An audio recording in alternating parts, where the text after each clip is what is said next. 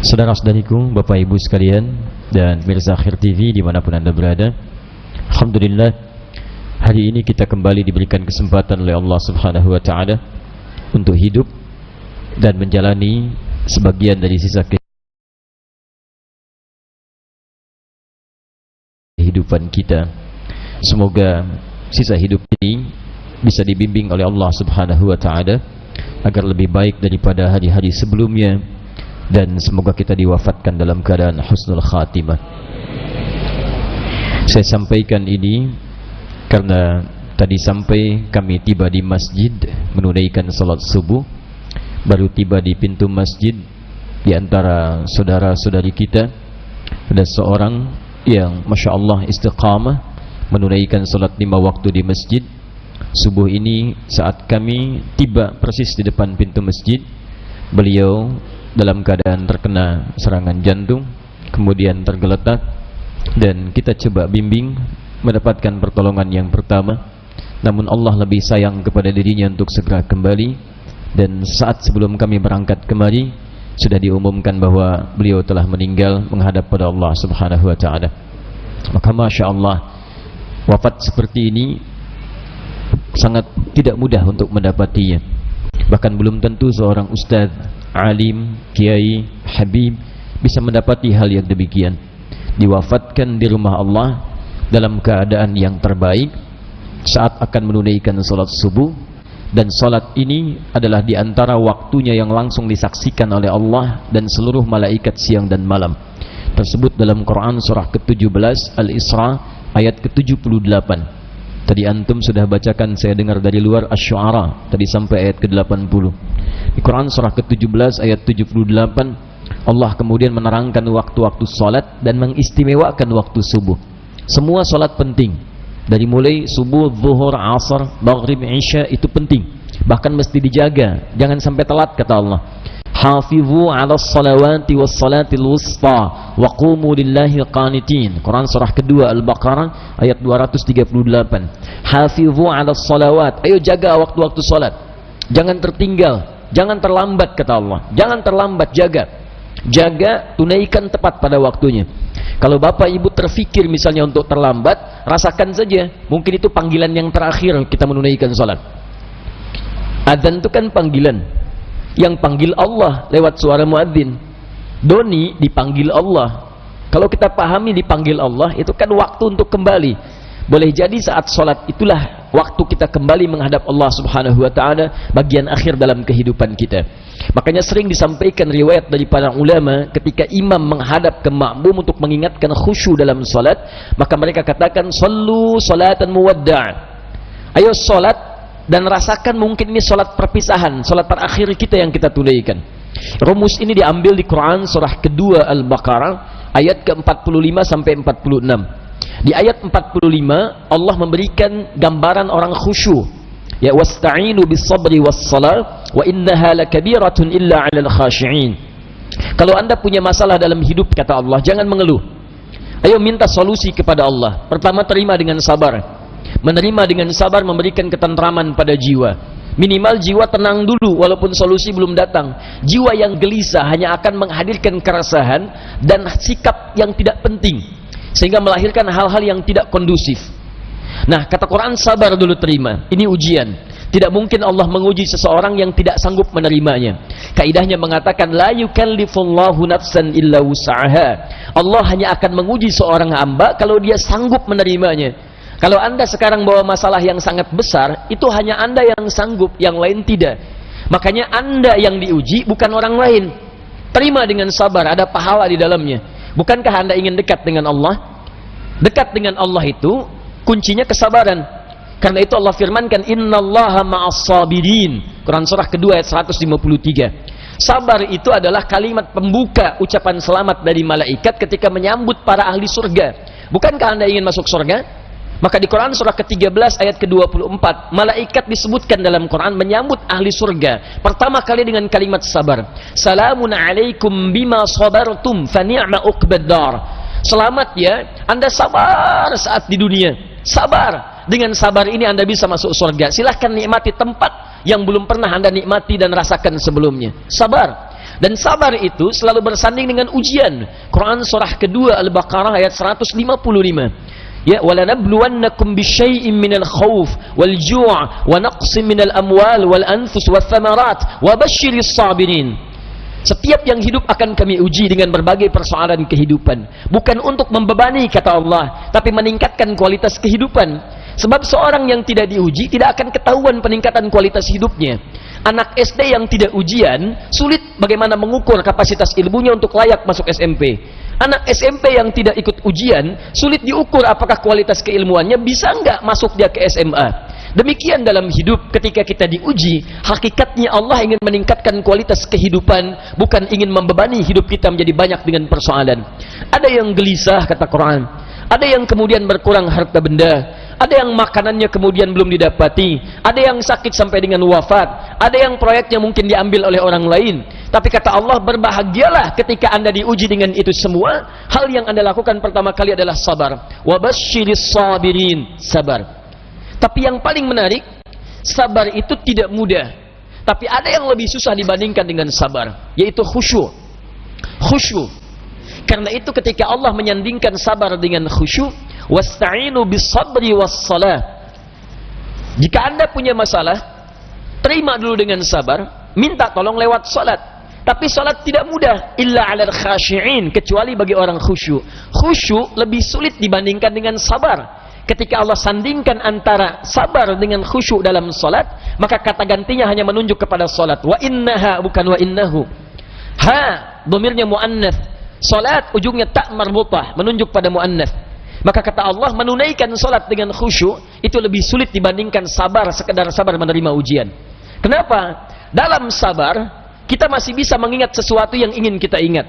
Dalam salat yang tidak ingin anda ingat bisa diingat. Silahkan cek Abu Dawud nomor hadis 857. Ketika anda bertakbir mengucapkan Allahu Akbar, disitulah kata Nabi, setan akan membisikkan pada jiwa anda, uzkur kada, uzkur kada. Ibu kalau belum takbir, bu, biasa aja. Tapi begitu ibu mengucapkan Allahu Akbar, kata Nabi, setan di situ mulai bekerja. Ingat ini ya, ingat itu ya. Gak percaya silahkan nanti zuhur, bu. Begitu ibu takbir, handphone, ingat WhatsApp belum dibalas, miss call belum dijawab, entah itu khairayara atau miss call syarayara. Mesti ingat tuh. Bahkan kata-kata saya ini ibu akan ingat tuh.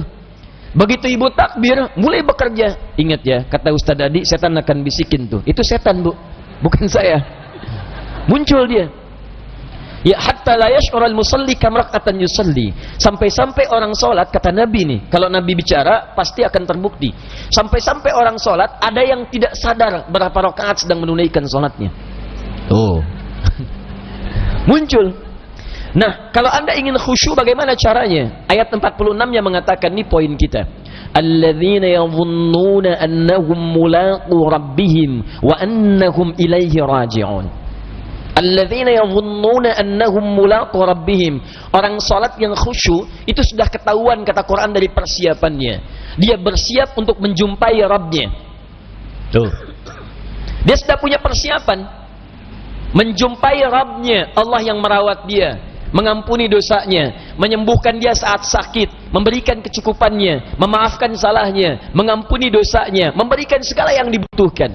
Maaf, pimpinan perusahaan saja hanya memberikan pada anda bekal kehidupan dari gaji atas pekerjaan yang anda lakukan. Anda sekarang diundang sama pimpinan jam 9 misalnya datang, bukankah persiapannya luar biasa? Mandi, cari pakaian yang bagus, ya, kemudian mohon maaf sekali, sepatunya pun sampai dibersihkan dulu, rapi-rapikan, datang dengan penampilan luar biasa. Nah, orang yang menghadap pencipta pimpinan, pencipta segalanya, Malikul Mulki, menghadap kepada Allah, itu kata Quran kelihatan dari sejak persiapan akan beda dengan yang lain. Jadi kalau menghadap manusia saja sudah bagus, menghadap Allah lain. Ketika tiba panggilan dari masjid, Quran surah ke-7 ayat 31. Ya bani Adam khudhu zinatakum 'inda kulli masjid. Hei anak cucu Adam, kalau sudah tiba panggilan dari masjid, maka siapkan penampilan terbaikmu. Orang khusyuk beda. Begitu mendengar kalimat Allahu Akbar, Allahu Akbar, persiapan sudah bagus. Nah, jadi kalau anda sudah merasakan persiapan seperti itu, maka ketahuilah Allah sedang mencintai anda karena sedang meresapkan kekhusyuan dalam jiwa anda. Tapi kalau sebaliknya, Dengar adzan masih santai. Kok masih santai? Belum qomat. Dengar qomat belum siap-siap. Atau bahkan lebih dahsyat, dengar adzan tapi sudah menolak. Allahu Akbar, Allahu Akbar, kecilin volumenya. Ini masalah. Dan kita doakan supaya mendapatkan pencerahan lebih baik, bukan dicela karena mungkin belum siap menerima nilai kebaikan, sehingga doa kita bisa memudahkan itu untuk didapatkan. Begitu cara merespon sesuatu. Jangan selalu keburukan yang terlihat direspon dengan cara yang lebih buruk, tidak. Ya, mencegah kemungkaran bukan dengan cara yang mungkar. Hal yang pertama kita lakukan, tumbuhkan sikap ma'ruf, nilai-nilai kebaikan yang dengan itu kemudian mendapatkan simpati yang lebih baik dari sebelumnya. Anda punya tetangga, tetangganya muslim, laki-laki, beriman kepada Allah. Jarak dia ke masjid cuma 5 meter. Ini masjid, ini rumah dia. Speaker masjid menghadap ke rumahnya begini. Ya. Tapi dengar adzan belum tergerak untuk ke masjid, nggak mau dia ke masjid. Apa hukumnya? Hukum laki-laki beriman yang tidak mau ke masjid, rumahnya dekat dengan masjid. Apa hukumnya? Beri nasihat, bakar rumahnya. Main bakar aja. Sudah, hukumnya ajak dia ke masjid. Paham? Barangkali dititipkan oleh Allah jadi tetangga bapak supaya bapak dapat banyak pahala dari situ. Karena cuma bapak yang bisa ngajak, bukan dititipkan pada tetangga yang lain. Kenapa nggak Anda ajak? Tetangga masa gitu? Ya, ajak dia. Ya, ajak, doakan di malam hari, ajak di pagi harinya, ayo ke masjid, ayo ke masjid. Begitu dia ke masjid karena ajakan Anda, maka setiap dia masuk masjid dan ibadah di masjid, Anda mendapatkan bagian dari pahalanya. 2 lafaz hadisnya. Di hadis Muslim hadis 1402, man sanna fil islami sunnatan hasanatan falahu ajruha mithla ajri fa'iliha min ghairi an yankusa min ajriha syai'. Siapa yang mengoptimalkan sunnah-sunnah kebaikan dalam Islam, mengajak pada sesuatu kebiasaan dalam Islam, diikuti oleh orang lain, maka dia mendapatkan pahala dari yang mengikuti itu tanpa dikurangi sedikit pun. Sunnah kebaikan berjamaah, sunnah yang sangat ditekankan. Ayo ke masjid, ke masjid, ke masjid. Begitu orang itu ke masjid, baru masuk masjid, Anda mendapatkan pahala dari orang itu tanpa dikurangi sedikit pun. Saya kasih info, kita ini baru nyampe masjid, alhamdulillah, di hadis Muslim disebutkan sudah mendapatkan 25 kebaikan. 25 itu 1 ke 2 jaraknya 500 tahun, 2 ke 3 500 tahun, 3 ke 4 500 tahun, sampai ke 25-nya baru masuk. Nah, orang yang bisa mengajak orang lain ke masjid, begitu orang itu masuk, dia mendapatkan otomatis transfer pahala sama persis 25 tanpa dikurangi sedikit pun. Itu belum tahiyatul masjidnya, belum bacaan Qur'annya, belum zikirnya, luar biasa. Nah, saya kembalikan kepada yang awal, maka orang-orang khusyuk itu dari penampilan sudah ada. Kemudian dia datang menunaikan sholat. Bagaimana perasaan saat akan menunaikan? Kenapa pakai pakaian yang bagus? Kenapa wudhu dulu? Quran surah 5 ayat 6. Kenapa dia sempurnakan wudhunya? Alasan paling utamanya bukan sekedar sholat. Wa annahum ilaihi raji'un. Dia merasa mungkin ini adalah sholat terakhir yang dia tunaikan, dan mungkin dalam sholat itu dia akan pulang kepada Allah Subhanahu wa ta'ala. Karena itu diantara orang-orang saleh, kalau sudah tiba panggilan adzan, sahabat Ali bin Abi Thalib radhiyallahu ta'ala anhu, begitu adzan dikumandangkan sudah bergetar jiwanya. Ditanya, lima hakadha ya amiral mu'minin, kenapa perasaan anda demikian ya amiral mu'minin?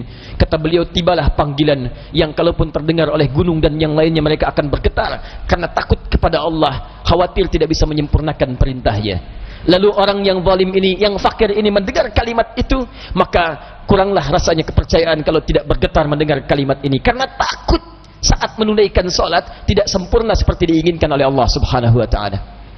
Abu Bakar ketika mengucapkan takbir Allahu Akbar bergetar tangannya karena khawatir dalam salatnya tidak sempurna seperti Allah menginginkannya. Dan yang lebih dikhawatirkan dalam ketidaksempurnaan itu, wafatlah ia dipanggil oleh Allah Subhanahu wa ta'ala.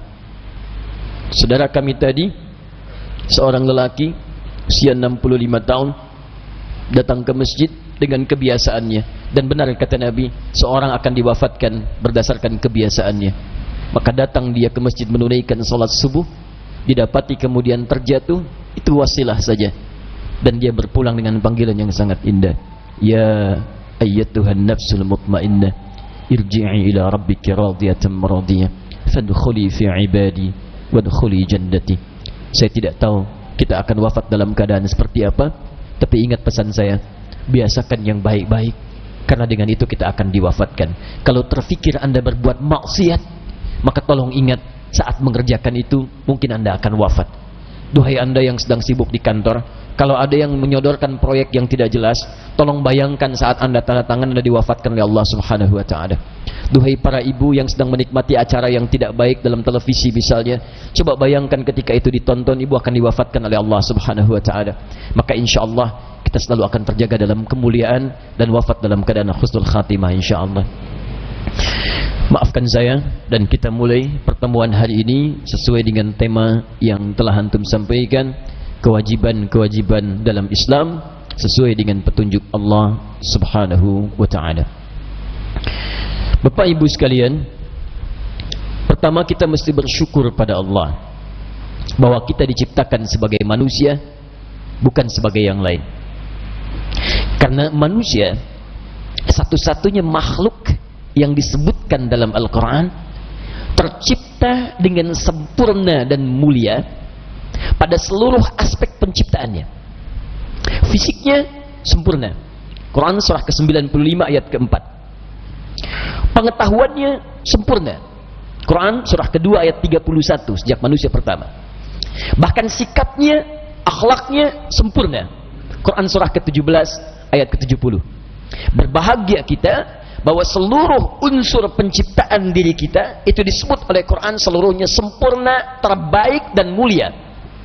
Fisik, Quran surah At-Tin surah 95 ayat yang keempat, laqad khalaqnal insana fi ahsani taqwim. Sungguh kata Allah, dimulai ayat ini dengan lam dan qad. Lam itu harfu taukid, huruf yang menguatkan bagi seseorang yang ragu. Qad juga harfu taukid wa tahqiq, huruf yang menguatkan dan meyakinkan bagi seseorang yang masih ragu. Biasanya kalau sudah ada lam, qadnya nggak disebutkan. Walas innal insana lafi khus, qadnya nggak ada. Biasanya kalau sudah ada qad, lamnya hilang. Quran surah ke-23 ayat 1, qad aflahal mu'minun, lamnya hilang. Tapi kalau lam berjumpa dengan qad, dua-duanya disatukan, itu artinya Allah bukan sekedar ingin menegaskan, tapi juga memberikan keyakinan terkuat bagi orang yang masih meragukan atas informasi yang ingin disampaikan. Seakan-akan Allah ingin katakan, hei, saya yakinkan ya, saya kuatkan ya, jangan ragu tentang persoalan ini. Saya telah ciptakan kalian, laqad khalaqnal insan, saya telah ciptakan setiap manusia fi ahsani taqwim, dalam fisik yang paling sempurna. Gak boleh ragu. Jadi saat Allah menciptakan kita, ini bentuk terbaik Pak, Bu. Ibu diciptakan begitu, itu yang terbaik bagi ibu. Bapak diciptakan demikian, itu yang terbaik buat Bapak. Dan indahnya, hebatnya, ketika Allah mengatakan menciptakan fisik terbaik, yang disebutkan lafaz manusianya insan, bukan yang lain. Karena manusia disebut, saya sering katakan, dengan 5 nama. Dengan 5 nama. Di sini pernah saya sampaikan. Kadang disebut dengan bashar. Bashar 35 kali disebutkan dalam Al-Quran kalimat bashar. Quran surah ke-15 ayat ke-28, ini nama pertama ketika kita baru diciptakan. Wa idh qala rabbuka lil malaikati inni khaliqum bashara.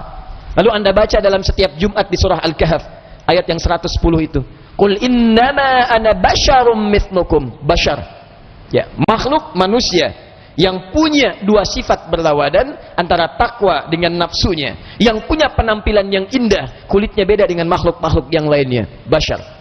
Kedua disebutkan ins 18 kali disebutkan dalam Quran, senantiasa bersanding dengan jin. Kalau disebutkan jin, insnya muncul, umumnya demikian, ya ma'syaral jinni wal wa ma khalaqtul jinna wal ins. Ins disebutkan 18 kali dalam Al-Quran. Kadang disebutkan juga dengan nas, An-Nas. Bahkan ada surah yang 114, surah An-Nas. An-Nas disebutkan 241 kali dalam Al-Quran. Baik, ketika disebutkan kalimat An-Nas, menunjuk pada seluruh manusia secara umum, berkelompok tanpa kecuali. Nas, qul a'udzu birabbin nas, ya ayyuhan nas. Kadang disebut dengan Bani Adam. Bani Adam 7 kali disebutkan dalam Al-Quran, menunjuk pada asal keturunan semua manusia. Semua kalau diurut akan kembali kepada Adam alaihissalam. Di bapak ibu kalau nanti mencari, saya keturunan siapa, nggak usah repot Bu, pasti ketemunya ke Nabi Adam. Pasti itu. Karena itu kita disebut dengan Bani Adam. Dan mukjizat pertama Nabi Muhammad SAW saat dilahirkan adalah mukjizat dari segi nasab. Diperjelas oleh Allah nasabnya sehingga tidak ada satupun orang yang bisa menyoalnya. Lahir bapaknya nggak ada, Bu, sudah meninggal. Tapi nasabnya diperjelas sampai ke Nabi Adam alaihissalam. Muhammad bin Abdullah bin Abdul Muttalib bin Hashim bin Abdul Manaf bin Qusay bin Murrah bin Kilab bin Ka'ab bin Ghalib bin Fihr bin Malik bin Nadar bin Kinana bin Khuzaimah bin Mudrikah bin Ilyas bin Nizar bin Mudar bin Ma'ad bin Adnan bin Addi bin Adri bin Muqawwam bin Nahur bin Tarikh bin Ya'rub bin Yasjub bin Nabit bin Ismail alaihissalam bin Ibrahim alaihissalam bin Adhar atau bin Nahur bin Abir bin Kinan bin Arfakhshad bin Sam bin Nuh alaihissalam bin Mikhlail bin Matushalah bin Kinan bin Anwas bin Thith bin Adam alaihissalam. Ayo ulangi. Nabi Muhammad. Kita karena bukan nabi, bukan rasul, dikasih tahu cepat kata Allah, nggak usah dihitung, susah ketemunya. Silahkan kalau mau dicek, sebutkan aja 10 keturunan dari bapak ibu. Paling gampangnya kata Allah, kamu itu Bani Adam, kalau mau dicari nyambung ke Adam. Ini nggak usah repot jadi penelitian. Manusia berasal dari monyet. Kalau kamu mau dari monyet silahkan aja, jangan ngajak-ngajak. Ya, paham sampai sini? Tapi ketika kita diciptakan, dibedakan dengan makhluk yang lain. Kalimatnya menggunakan insan. Insan 65 kali disebutkan dalam Quran. Tidak pernah disebutkan kalimat insan dalam Al-Quran di antara maknanya kecuali menunjuk pada manusia dengan segala aktivitas hariannya. 24 jam dari bangun tidur sampai tidur. Jadi kalau kita disebutkan kalimat insan dalam Al-Quran, itu adalah nama manusia yang menunjuk pada totalitas aktivitasnya. Dari bangun sampai tidur lagi. Nah, yang menarik saat diciptakan fisiknya kata Allah, saya ciptakan manusia fi ahsani taqwim. Bentuknya paling bagus. Kenapa disebut insan? Maksud bagusnya adalah diciptakan sesuai dengan maslahat aktivitasnya. Bapak diciptakan begini bentuknya untuk memberikan kemudahan dalam beraktivitas Bapak. Makanya setiap kita tuh beda dengan yang lain. Sidik jarinya lain, bentuk-bentuk spesifik lain. Ada yang mirip tapi tidak pernah sama persis satu dengan yang lainnya. Kenapa? Karena dia punya aktivitas kebiasaan yang belum tentu sama dengan yang lain. Makanya hati-hati, dilarang Anda merubah bentuk tampilan fisik karena bisa mengganggu pada maslahat kehidupan Anda. Jadi kalau sudah diciptakan seperti ini, sudah, itu yang terbaik, Bu, Pak. Kalau masih belum yakin, datangi Ragunan. Keluarkan setiap hewan, bandingkan absen satu-satu. Monyet, lihat lagi Bapak Ibu di cermin. Bagus Bapak, bagus Ibu. Silakan cek. Tapi sekali lagi jangan pernah dirubah, karena kalau dirubah hidup Anda susah. Susah. Ini desain begini, ini udah disesuaikan dengan kemudahan hidup kita. Kata Allah tuh saya ciptakan laki-laki, saya ciptakan perempuan. Semua manusia kalau bukan laki-laki perempuan. Quran surah 49 ayat 13. Lihat kalimatnya. Ya ayyuhan nas, hei semua manusia. Tuh pakai ya, Bu. Ya itu disebutkan 360 kali dalam Al-Qur'an. Itu untuk memanggil semua jarak, mau dekat, mau jauh, mau menengah. Ayyuha disebutkan 150 kali dalam Al-Quran. Pakai haknya hak tanbih, hak peringatan, diingatkan. Kemudian nas, semua manusia tanpa kecuali, semua kelompok manusia semuanya. Ya kata Allah, ya ayyuhan nas. Kalau mau terjemah yang lengkap, hei saya ingatkan pada kalian ya, saya peringatkan pada seluruh manusia, mau yang merasa dekat, menengah ataupun jauh jaraknya dari saya saat ini. Inna khalaqnakum min dzakarin wa untha. Saya ciptakan kalian semua manusia cuma 2 golongan. Kalau laki-laki atau perempuan. Kalau tidak laki-laki, perempuan. Jadi nggak ada yang ketiga. Jadi kalau Bapak diciptakan laki-laki, itu yang terbaik, Pak. Jangan jadi perempuan. Beda, suaranya udah lain. Nama Nia. Nama Nia. Nama lengkap Kurniadi. Lain. Ibu sudah, Lilis saja. Ya Laila saja, selesai. Bahkan dari segi panggilan pun sudah lain. Itu maslahat kehidupannya. Kenapa saya sampaikan ini? Karena sudah ada satu makhluk yang berjanji di hadapan Allah saat dia diturunkan ke bumi. Salah satu janjinya adalah dia akan merusak tatanan fisikal manusia dan memberikan angan-angan sehingga dia merubah bentuk tampilannya. Itu ada di Quran surah keempat ayat 118 sampai dengan 119. Ya, la'anahullah. Waqala la'attakhidanna min ibadika nasiban mafruḍa. Setan yang dilaknat oleh Allah itu kemudian dia berjanji di hadapan Allah Subhanahu wa taala bahwa saya akan mengerjai manusia dan mengambil bagian tubuh manusia untuk saya kuasai. Nafsu maksudnya. Nafsunya dikuasai. Nafsu disebutkan 115 kali dalam Al-Quran. Lawannya adalah takwa. Takwa disebutkan 115 kali dalam Al-Quran. Nah, takwa dibisikin oleh malaikat. Malaikat disebutkan 88 kali dalam Al-Quran. Malaikat itu makhluk baik, makanya sering membisikkan kebaikan. Jadi gampangnya begini, Bu. Ibu mendengar azan, Allahu Akbar, Allahu Akbar. Pernah nggak ada bisikan dalam hati, Pak? Cepat, sudah azan, siap-siap. Pernah begitu? Nah, itu kerja malaikat. Kalau nggak ada bisikan, malaikat nggak bekerja, Bu. Hati-hati. Ada bisikan itu. Ada bisikan. Nah, saat yang bersamaan, begitu siap-siap sholat, tiba-tiba sisi lain mengatakan, tenang, baru azan, belum qomat. Pernah dengar begitu? Nah, itu nafsu. Yang membisikkan nafsu itu setan. Setan disebutkan 88 kali dalam Al-Quran. Tuh. Takwa lawannya nafsu. Takwa disebutkan 115 kali dalam Al-Quran. Yang bisikan malaikat. Malaikat disebutkan 88 kali. Nafsu disebutkan 115 kali dalam Al-Quran. Yang bisikan setan. Setan disebutkan 88 kali dalam Al-Quran. Setan sudah berjanji kepada Allah untuk menguasai nafsu, yang dengan nafsu ini menyesatkan manusia dan memberikan angan-angan pada dirinya. Baca ayat 119-nya. Wala udhillannahum wala umanniyannahum. Saya akan bikin sesat semua manusia dan saya akan angan-angankan mereka sehingga banyak berkhayal dalam kehidupan. Siapa di antara Anda dalam hidup yang tidak pernah berkhayal? Angkat tangan. Siapa yang tidak pernah berangan-angan? Muncul tuh walau sekejap. Silakan cek. Ada, Pak. Berarti janji setan terbukti. Dia berusaha tuh. Dan diantaranya teruskan, wala ubattikunna adanal an'am. Dia akan berusaha merubah penampilan hewan sampai nanti ke manusianya. Bahkan nanti yang paling dahsyat adalah manusia yang dibisikkan untuk merubah penampilannya seperti hewan. Dan sekarang sudah terbukti. Kemarin saya lihat di televisi ada laporan seorang perempuan di Eropa sering mengagumi harimau, bergulat dengan harimau, hidupnya terus melihat sampai kagum, ngefans dengan harimau. Akhirnya dia memutuskan operasi plastik, wajahnya mirip dengan harimau. Ini nyata. Silakan misalnya Anda lihat di YouTube atau di googling, Anda temukan wanita harimau muncul. Silakan. Sampai dia cari kumis-kumis yang dimirip-miripkan. Kemudian giginya dia pasangkan taring. Dia masuk seakan-akan jadi artis dalam kehidupan. Tidak sadar dia sedang dikuasai oleh makhluk yang sangat berbahaya ini. Satu. Ya.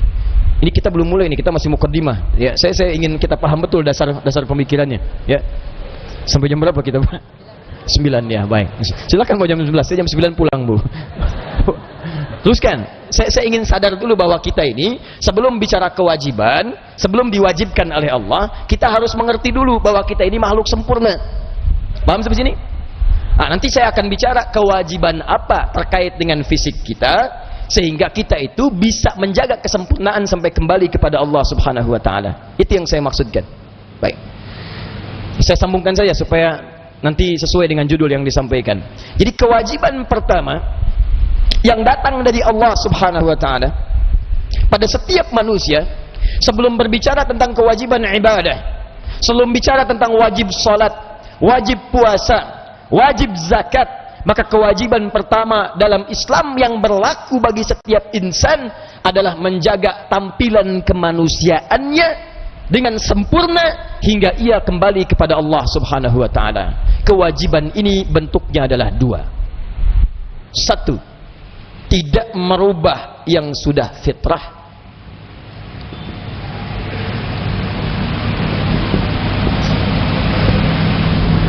Tidak merubah yang sudah fitrah. Dan yang kedua, tidak melukai atau bahkan maaf sekali lagi, menghilangkan nyawa secara total. Melukai fisik, lukai fisik, atau bahkan menghilangkan nyawa sekaligus, sehingga tidak berfungsi fisik yang sudah tercipta itu. Pelan-pelan. Nah, kita diciptakan sempurna dari ujung kepala sampai ujung kaki. Maka kewajiban yang pertama, jaga kesempurnaan ini. Ingat ya. Ingat perkataan saya ini. Yang dimaksud sempurna itu adalah sempurna dalam pengertian untuk menunaikan maslahat dalam kehidupan menurut pandangan Allah Subhanahu wa taala. Jadi kalau kemudian sudah Allah ciptakan demikian, maka Anda jangan robah-robah lagi. Misal, Tadi jenis kelamin, laki-laki atau perempuan. Kalau sudah laki-laki, jangan berubah jadi perempuan. Kalau sudah perempuan, jangan berubah jadi laki-laki. Bahkan fitrah yang pertama ini pun dilekatkan bukan hanya pada manusia. Hewan mendapati itu. Quran surah ke-51 ayat 49. Paling kiri sebelah bawah. Allah sampaikan, "Wa min kulli syai'in khalaqna zawjaini la'allakum tadhakkarun." Dan dari semua makhluk yang saya ciptakan berpasangan supaya kalian sadar bahwa cuman saya yang tidak punya pasangan. Nah, jadi Allah katakan, hanya saya yang tidak punya pasangan. Makhluk saya ciptakan berpasangan. Yang tidak bernyawa, bahkan siang ada malam. Ada hitam, ada putih. Ada manusia laki-laki, ada perempuan. Binatang ada jantan, ada betina. Tumbuhan ada putik, ada benang sari. Semua berpasangan. Ingat, dan sifat berpasangan ini terpelihara. Di hewan aja yang tidak punya akal, hewan yang tidak punya jiwa takwa, cuman punya nafsu, Bu. Di hewan tuh nggak punya takwa, punyanya nafsu aja. Sedangkan nafsu kecenderungannya berbuat yang tidak baik. Quran surah ke-12 ayat 53, paling kiri sebelah atas. Wa ma ubarri'u nafsi innan nafsa la'ammaratun bisu. Saya manusia nggak bisa menganggap suci karena punya nafsu. Nafsu cenderung mengarah kepada keburukan. Nah, hewan saat diciptakan dia cuma nafsu, nggak punya takwa. Makanya kalau ada hewan cenderung berbuat salah, ibu nggak usah mengejek, nggak ada kerjaan, nggak usah dicela, Pak. Kalau hewan nggak punya malu, memang bawaannya begitu. Silahkan lihat kuda keliling Pondok Indah, nggak pakai celana, nggak akan malu dia, Pak. Dia lewat bapak malah cekikikan, gitu ya. Kenapa? Hewan. Kalau bapak atau ibu yang keliling Pondok Indah buka aurat, itu yang aneh. Karena beda, kita punya takwa, ada rem di dalamnya. Hewan terbiasa terbuka. Makanya kalau ada misalnya hewan, kambing, kemarin Idul Adha, coba bapak pakein baju, gerah dia. Karena dia biasa terbuka. Bedanya dengan manusia, ketika dibuka dia gerah, nggak enak.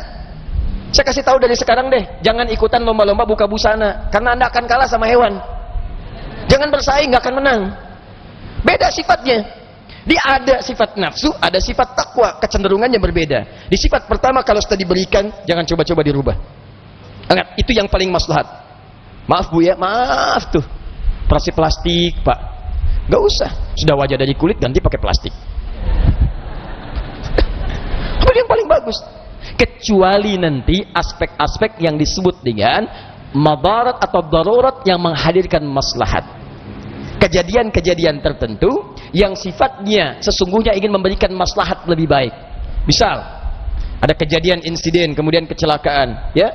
Nah, ini misalnya ingin diperbaiki kembali, sehingga kembali kepada nilai-nilai kebaikan yang memudahkan fungsi organnya. Itu tidak ada masalah. Ya. Tapi merubah fitrah dari yang sebetulnya ada, itu yang dilarang. Dua, awas, ini melukai fisik atau bahkan sampai menghilangkan nyawa. Saya mau tanya sebentar, yang membisikkan keburukan dalam jiwa kita disebut apa? Nafsu. Siapa yang membisikkan pada nafsu? Setan. Ingat, begitu ada dorongan keburukan untuk melukai diri sampai dengan menghilangkan nyawa, berarti orang itu sedang dikuasai oleh setan. Pembunuhan terjadi pertama kali pada anak cucu Adam, itu direkam dalam Al-Quran. Yang paling menarik adalah di surah kelima Al-Maidah ayat 30. Lihat baik-baik. Quran surah 5 ayat 30. Perhatikan kalimatnya. Ketika pembunuhan pertama kali akan dilakukan dalam kehidupan di muka bumi, Adam dipasangkan dengan Hawa, melahirkan anak. Setiap lahiran selalu kembar, laki-laki perempuan, laki-laki perempuan. Hikmah Allah menjadikan kembar supaya nanti bisa ditukar silang salah satunya sehingga melahirkan keturunan.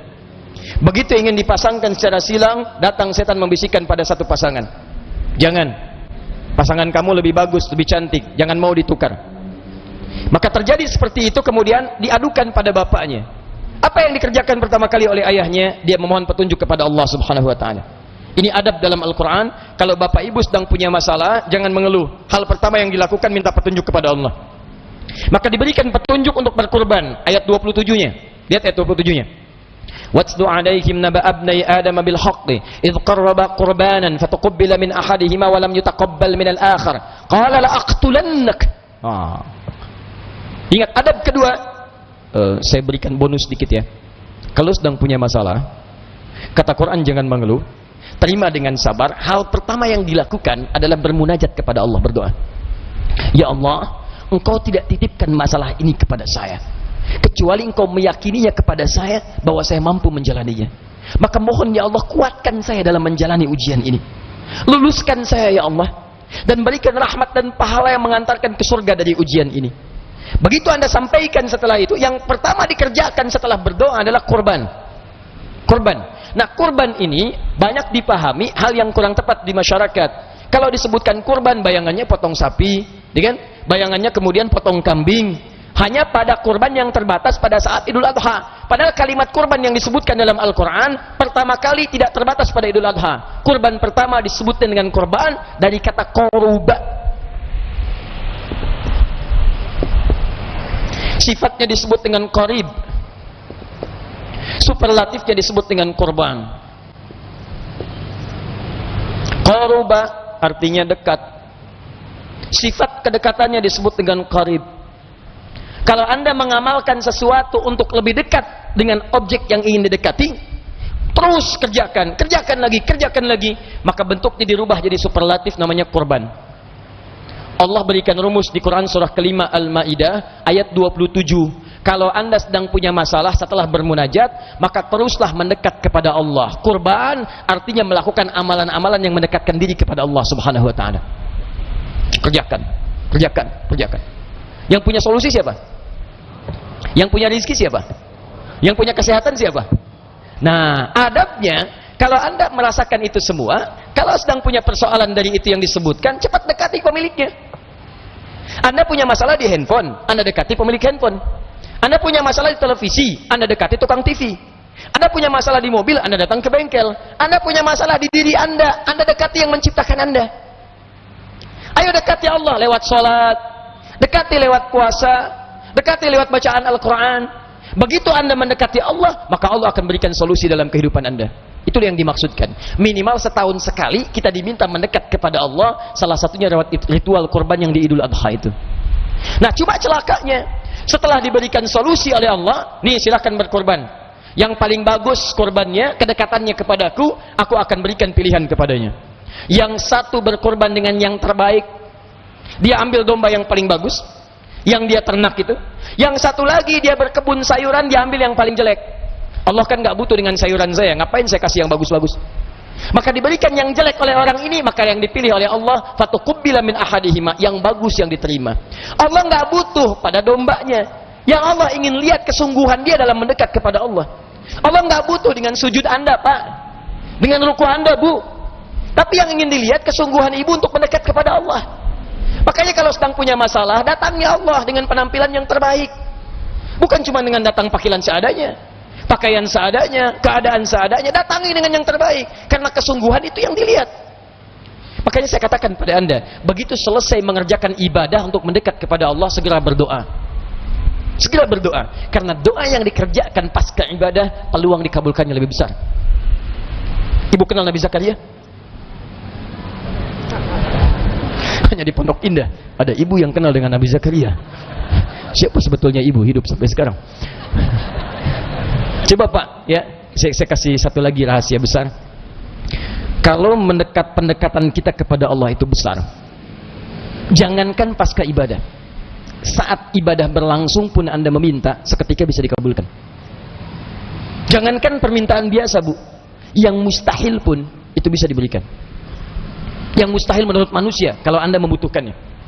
Nabi Zakaria, beliau divonis, maaf, rambutnya sudah memutih, fisiknya letih, dan istrinya lebih dahsyat secara medis, tidak mungkin punya keturunan karena sudah menopause dan mandul. Secara klinis, menurut manusia nggak mungkin punya keturunan. Apa yang dikerjakan? Ketika manusia mengatakan mustahil punya keturunan, pendapat sudah mengatakan nggak bisa, maka itu tanda pertama dalam Al-Quran, segera tinggalkan pendapat manusia, beralih pada keputusan Allah Subhanahu Wa Taala yang tidak punya batas mustahil dalam ketetapannya. Apa yang ditunaikan? Kurban, mendekat kepada Allah. Beliau datang, tunaikan sholat. Begitu sholat ditunaikan, diabadikan di Quran surah ketiga Ali Imran ayat 38 sampai dengan 39, paling kanan sebelah atas. Hunalika da'a Zakaria rabbah. Di mihrabnya Nabi Zakaria kemudian bermohon kepada Allah, berdoa. Ya, doa. Bagaimana cara doanya? Nanti saya kabari. Salat. Mohon kepada Allah. Dalam salatnya dia minta. Qala rabbi habli min ladunka dzurriyyatan thayyibah innaka sami'ud du'a. Ya Allah, mereka mengatakan aku enggak mungkin punya keturunan. Aku punya batasan. Istriku pun katanya terbatas. Maka aku hanya memohon kepadamu yang tidak punya batas dalam pemberian. Sifat Allah yang tidak punya batas dalam pemberian disebut dengan Wahhab. Kalau kita minta sifat itu diberikan kepada kita dalam bentuk pemberian, maka mohonkan dalam bentuk fi'il amr li ajli tolab, untuk minta. Namanya hab. Habli, kalau untuk banyakan hablana. Qala rabbi habli, ya Allah yang punya pemberian tanpa batas, mohon berikan kepadaku dari sisimu saja, bukan dari yang lain. Keturunan. Innaka sami'ud du'a, engkau pasti mendengar doa saya. Kalau pada yang maha mendengar saja tidak dikabulkan, lantas kepada siapa lagi saya mesti minta? Itu ditunaikan dalam sholat, Bu. Dan ingat, beliau menyampaikan ini, itu belum selesai sholatnya, masih berdiri. Berdiri disebut qaimun, qaim. Masih sholat disebut yusolli. Lihat ayat 39-nya. Sanadatul malaikatu wa huwa qaimun yusolli fil mihrab.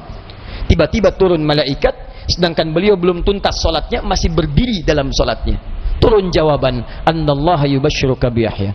Allah kasih kabar gembira, kamu akan punya anak, namanya langsung dari Allah, namanya Yahya. Dari kata al-hayyu, hayyun, artinya hidup. Kata Allah, yang kata orang mustahil lahir dari rahim seorang perempuan yang menopos dan mandul bayi yang hidup, kata Allah enggak ada yang mustahil bagiku, lahir dan hidup dia. Sedang sholat. Dan berita baiknya, amalan pertama yang sangat ditekankan dalam Islam pada kita, itu sholat. Dan berita paling baiknya, salat disebut dengan doa. Silakan cek semua kitab fikih. Ketika menyebutkan ma'iyas salat, as-salatu hiyad doa. Salat itu adalah doa. Dari mulai takbir sudah doa, sedekap sudah berdoa, duduk sudah berdoa, ruku berdoa, sujud doa. Duduk di antara dua sujud, Pak, 7 sampai 8 permintaan. Doa tuh, minta. Sujud perbanyak.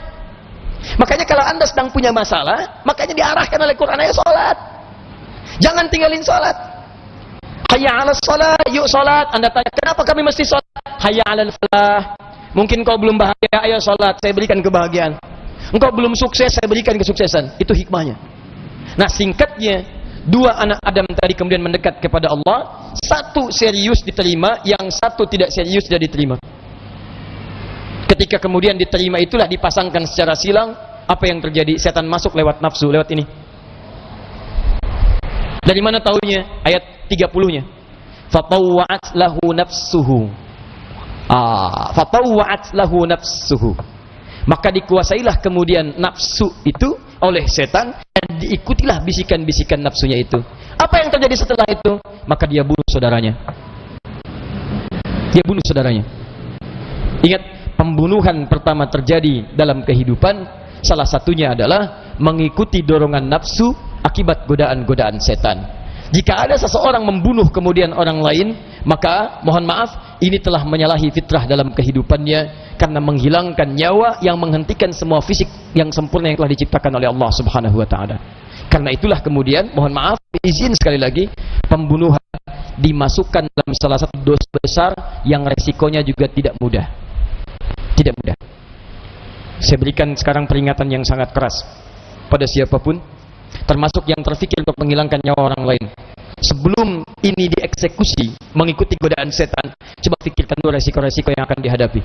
Ingat baik-baik ya, ingat baik-baik. Quran surah yang keempat ayat 93. Paling kanan pertengahan. Awas.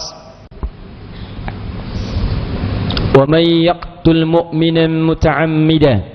Siapa yang sengaja merencanakan pembunuhan, terkhusus bagi orang beriman, satu orang saja. Mau bunuh satu orang saja. Lihat, saking seriusnya Allah menjaga kesempurnaan fisik kita. Jangan lukai orang. Awas, hati-hati. Bahkan dilakukan hukum kisos supaya terjaga fisiknya. Kalau dipotong, potong lagi. Kalau cubit, cubit lagi, supaya dia merasakan bagaimana rasanya terluka dalam fisiknya. Saya lindungi fisik manusia, jangan sampai ada yang melukai orang lain. Kutiba alaikumul qisas. Ya, saya wajibkan kalian kisos. Maksud kisos ini bukan ingin eksekusi orang, menjaga orang supaya bisa menjaga dirinya dan tidak melukai orang lain. Tapi yang paling menarik, kalau ada yang masih maksa ingin membunuh orang lain, turun kemudian ayat. fajazauhu jahannam. Maka yang pertama saya siapkan, kata Allah, neraka jahannam. Awas, orang yang sengaja bunuh orang lain, apalagi yang dibunuh orang yang punya iman, maka resiko pertama, Allah telah menyiapkan neraka jahannam untuknya. Silakan tanyakan pada diri Anda, siapa orang muslim yang punya cita-cita masuk neraka jahannam? Gak ada. Jadi kalau setelah pernyataan ini masih ada nekat ingin membunuh, memang kayaknya sudah punya cita-cita dia. Sudah pesan kapling di neraka jahannam. Hati-hati.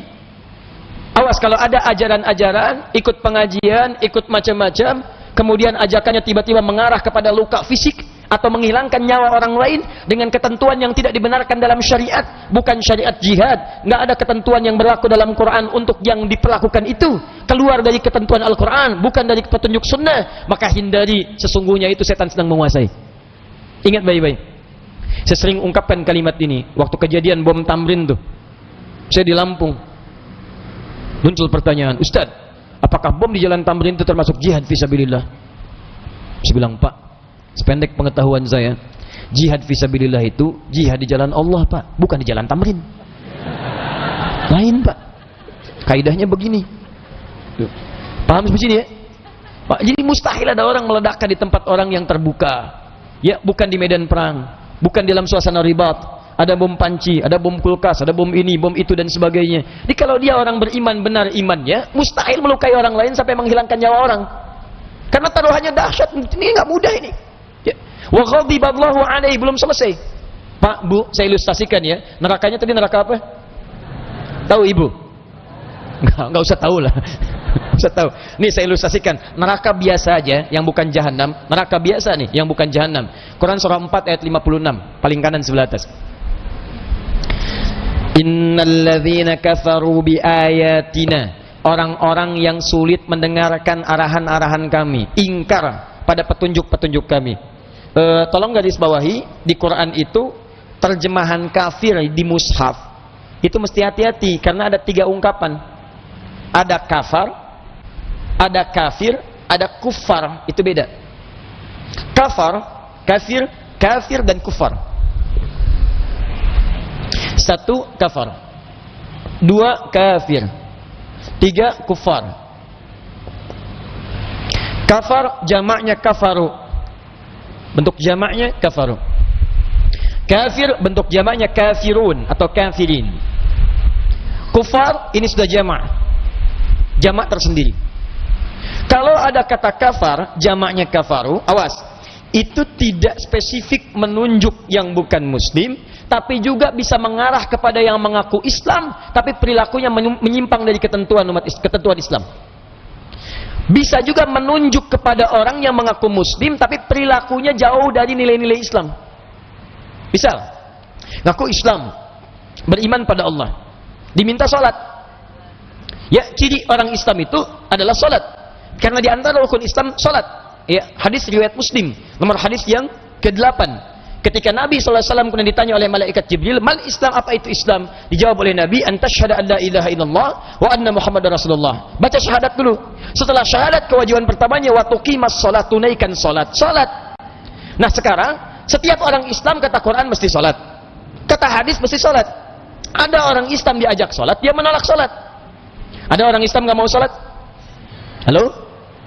Ada yang ketika dengar azan enggak mau salat? Ada yang ketika diajak marah-marah? Nah, yang seperti itu muslim tapi menyimpang dari ketentuan, itu disebut dengan kafar namanya. Perilakunya mirip menyerupai orang yang belum beriman. Yang belum beriman tidak sholat karena nggak ada iman dalam dirinya. Ini Anda beriman kok ikut-ikutan nggak sholat. Tapi dibedakan namanya oleh Allah, bukan kafir tapi kafar, menunjuk pada perilaku bukan orang. Baik, ibu punya harta lebih daripada cukup sampai nisab, keluar kewajiban, namanya apa? Zakat. Zakat itu kewajiban setelah sholat. Makanya ketika disebutkan dalam Quran surah kedua Al-Baqarah ayat 43, itu setelah sholat langsung zakat. Wa aqimus shalah wa atuz zakat. Ada orang beriman, hartanya lebih daripada cukup, sudah berlaku hukum zakat, mencapai nisab, sudah haul, tapi dia nggak mau zakat. Ada orang kaya nggak mau zakat? Ada. Ada orang yang sulit zakat? Ada. Yang jadi masalah adalah kalau orang tidak beriman, bukan muslim, tidak zakat karena tidak ada iman, nggak ada syariat. Ini ada orang ngaku beriman, nggak mau zakat, perilakunya mirip-mirip. Untuk dibedakan nama orang dengan perilaku, tidak disebut kafir, disebutnya kafar. Quran surah 14 ayat 7. La in syakartum la azidannakum. Kalau Anda bersyukur dengan nikmat, Anda keluarkan zakat, Anda keluarkan infak, maka kami akan tambah nikmatnya. Begitu ada yang tidak bersyukur, apa sebutannya oleh Quran? Wala in kafaratum. Tapi kalau Anda ingkar dengan itu semua, nggak mau zakat, seperti orang tidak beriman, Anda kami berikan hukuman ya. Hukuman, siapkan. Inna adzabi lasyadid. Ingat-ingat, nanti kalau Anda tidak tobat, di akhirat saya siapkan hukuman. Yang tidak beriman, itu sudah nggak ada ketentuan. Anda yang beriman kok ikut-ikutan? Kafar namanya. Nah, lihat baik-baik. Orang ini, kalau dia muslim, tapi dia tidak pernah sholat, tidak mau zakat, nanti di akhirat akan ditimbang. Berapa amal solehnya, berapa amal salahnya.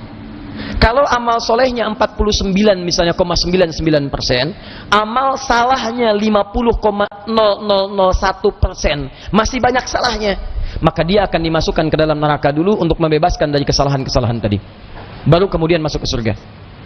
Neraka yang mana? Nah, lihat nerakanya. Quran surah 4 ayat ke-56. Innalladzina kafaru kafara bi ayatina. Orang-orang yang kafar, ingkar dari isyarat kami, yang mengaku muslim tapi susah sholat, mengaku muslim gak mau zakat, mengaku muslim banyak maksiat, sehingga ketika ditimbang banyak salahnya dibandingkan solehnya, kami akan tarik ubun-ubunnya. Nusli, tarik ubun-ubunnya. Saufa nuslihim nar, jahanamnya nggak disebutkan. Kami akan celupkan dengan ubun-ubun itu ke neraka. Nusli itu ditarik sambil dicelupkan. Bapak pernah bikin teh celup, Pak? Ibu ya? Teh celup itu kan masukin, naikin gitu ya. Nah, itu teh celup, Bu, Pak. Masukin, naikin. Nah, siksa orang yang seperti ini juga begitu. Tarik ubun-ubunnya, masukin neraka, angkat lagi. Masukin neraka, angkat lagi. Kullama nadijat juluduhum, begitu dimasukin, hancur semua dengan kulit-kulitnya. Hancur. Kenapa disebut kulit? Karena kulit adalah indera perasa yang paling pekat. Kalau nggak percaya silahkan coba cambuk diri sendiri. Cambukan pertama sakit, cambukan kedua sakit, ketiga agak berkurang, keempat lebih berkurang. Kenapa? Karena kulit sudah terbuka, yang lain masuk. Tapi neraka ini tidak. Begitu dimasukin hancur dengan kulit, badalnahum juludan ghairaha, diangkat lagi, ditumbuhkan lagi kulitnya seperti semula kala, sempurna. Dimasukin hancur, angkat, sembuh lagi, supaya merasakan azab, nggak berkurang azabnya. Liyadzuqul azab, masuk lagi, angkat lagi, masuk lagi. Sekali celup, satu harinya 1000 tahun rasanya. Satu detiknya kurang lebih 48 hari. Kalau mau coba silakan. Kalau sudah diinfokan masih pengen melakukan maksiat, artinya ada yang salah dalam dirinya. Paham suci? Nah, ini bagian yang pertama. Ini neraka biasa, jahanam lain, Bu. Jahanam itu belum masuk sudah terasa. Jadi begitu orang ini meninggal, calon neraka jahanam nih, calon neraka jahanam. Begitu meninggal dunia, masuk ke alam kubur, sudah ditampakkan nerakanya dari pagi sampai petang. Quran surah 40 dari ayat 45 sampai 47. Ya, hati-hati. Naru ya'raduna 'alaiha ghudwa wa 'ashiyya. Neraka akan ditampilkan kepadanya dari pagi sampai petang. Pak, Bapak malam-malam mimpi, Pak. Ketemu pocong. Putih. Taruhlah misalnya wajahnya kurang enak dilihat. Kemudian persis mukanya nempel ke dekat muka Bapak. Oh, begini. Saya mau tanya pada Bapak, bangun atau terusin tidur, Pak? Bangun. Begitu bangun, astagfirullah, pocong nunjuk ke ibu. Bangun tuh. Pocong bisa bangun, Pak. Jadi sifat mimpi buruk itu kalau kita masih hidup cenderung ingin bangun. Dan bisa bangun. Celakanya kalau di alam kubur, mimpi Anda di situ, mau bangun bagaimana lagi? Anda tidur tuh di dalam kubur, diwafatkan di kuburan, mimpinya neraka terus dari pagi sampai petang, Anda nggak bisa bangun lagi. Itu yang jadi masalah. Di neraka jahanam itu baru masuk ke alam kubur sudah ditampilkan dari pagi sampai petang, itu aja yang dilihat. Neraka, celakanya nggak bisa bangun. Itu yang lebih berbahaya. Begitu masuk ke dalamnya sudah, nggak usah dibahas karena ini sudah di luar pembahasan karena siksanya yang sangat luar biasa. Wa ghadiballahu alaihi, maaf. Orang yang masih nekat melakukan yang seperti ini, Allah akan murka pada dirinya. Kalau dia tidak tobat, Allah murka selama dia hidup sampai dengan wafat. Bapak tidak disukai oleh orang Pondok Indah, pindah Pak ke Bekasi. Orang Bekasi nggak suka ibu, pindah Bu ke Bandung. Se-Indonesia nggak suka, pindah ke Malaysia. Se-Asia nggak suka, pindah ke Eropa. Di Eropa nggak suka, Anda pindah ke Amerika. Anda masih punya tempat untuk bernaung. Tapi kalau Anda dimurkai Allah, mau pindah kemana? Susah. Wala'anahu, 3 dilaknat oleh Allah. Dan yang terakhir, yang keempat, wa'adda lahu 'adzaban 'azima, dan Allah janjikan di neraka jahanam ini siksa yang berlipat. Jadi 1, sudah jahanam. 2, mendapatkan murka. 3, dilaknat. Yang keempat, neraka jahanamnya siksa berlipat.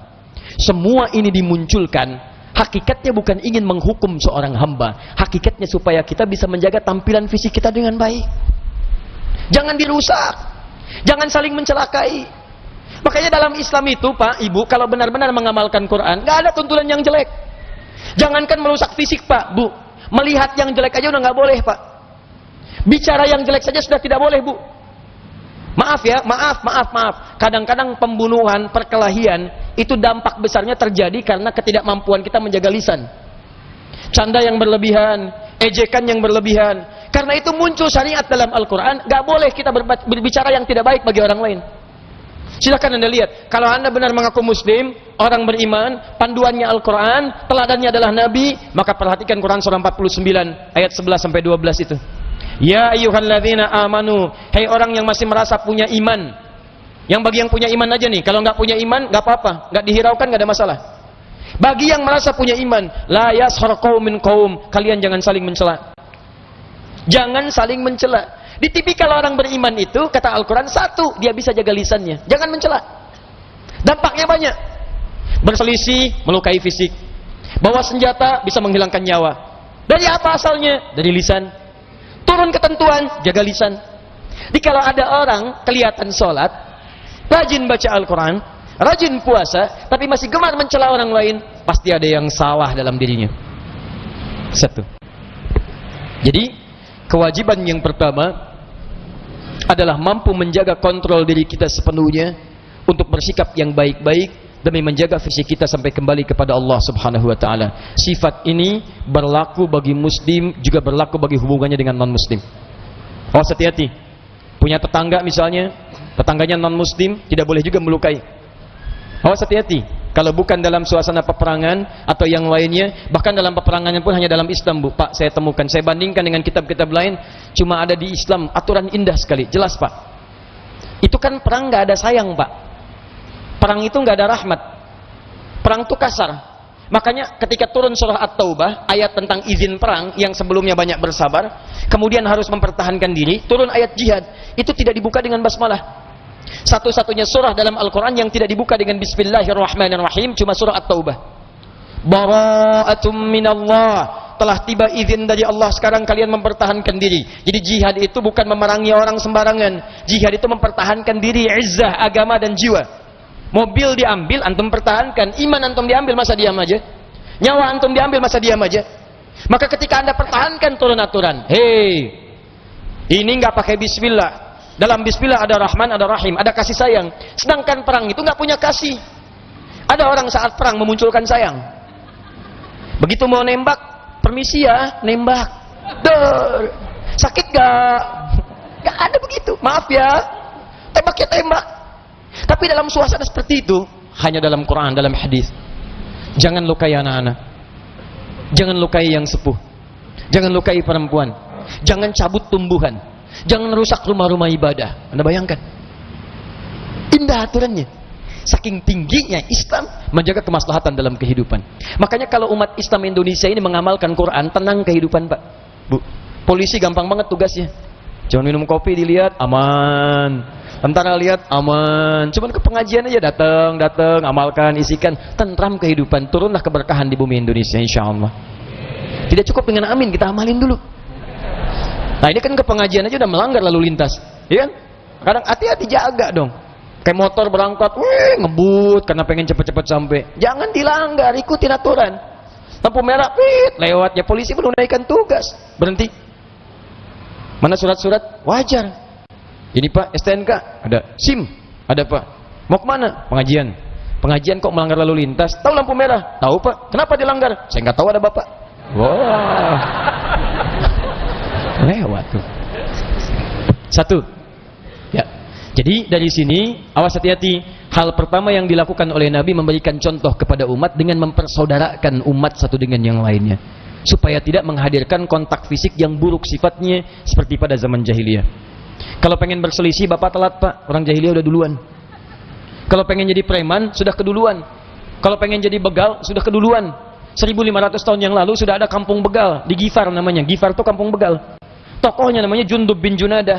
Sudah tobat, menghadap kepada Nabi di Mekah, bersyahadat. Begitu bersyahadat datang ke Ka'bah, mengumumkan, dilarang oleh sahabat, jangan, kamu nanti dilukai. Kata Nabi, jangan, tunda dulu. Kata orang ini, kata Jundub bin Junadah radhiyallahu ta'ala anhu, ya Rasulullah, saya membegal aja terang-terangan, masa syahadat sembunyi-sembunyi? Datang ke Ka'bah, dia katakan, asyhadu an la ilaha illallah, asyhadu anna Muhammadar Rasulullah. Mau apa kalian? Pukulin sampai pingsan. Setelah itu kata Nabi, sudah, kamu pulang dulu ke Gifar. Pulang ke sana, ajarkan nilai-nilai keislaman, bawa bekal yang baik. Pembegal ini tobat, masuk Islam, belajar dari Nabi. Apa yang terjadi setelah dia sering melukai orang lain, dia lindungi orang lain di Gifar. Praktekkan nilai Islam. Dia ajarkan nilai akhlak, dia ajarkan kesempurnaan nilai-nilai Islam. Ketika itulah kemudian terjadi suasana yang sangat dahsyat di Madinah pasca Nabi hijrah. Satu waktu terdengar suara gempar, datang dilihat, ternyata Jundub bin Junadah radhiyallahu ta'ala anhu membawa orang-orang Gifar, satu desa bedol desa, masuk Islam. Pembegal tobat, setelah tobat jadi dai, dari situ banyak orang masuk Islam. Kota Begal jadi abadi, diabadikan dalam namanya, dikenal dengan Abu Dzar Al-Ghifari. Dari kota Begal berubah menjadi kota Hidayah pada saat itu, melekat pada namanya. Tidak banyak orang tahu, orang cuma menyebutkan. Baca Al-Arba'in nomor hadis ke-18, an Jundub bin Junadah wa Abi Musa wa Muadz bin Jabal radhiyallahu ta'ala anhuma, cuma disebut nama.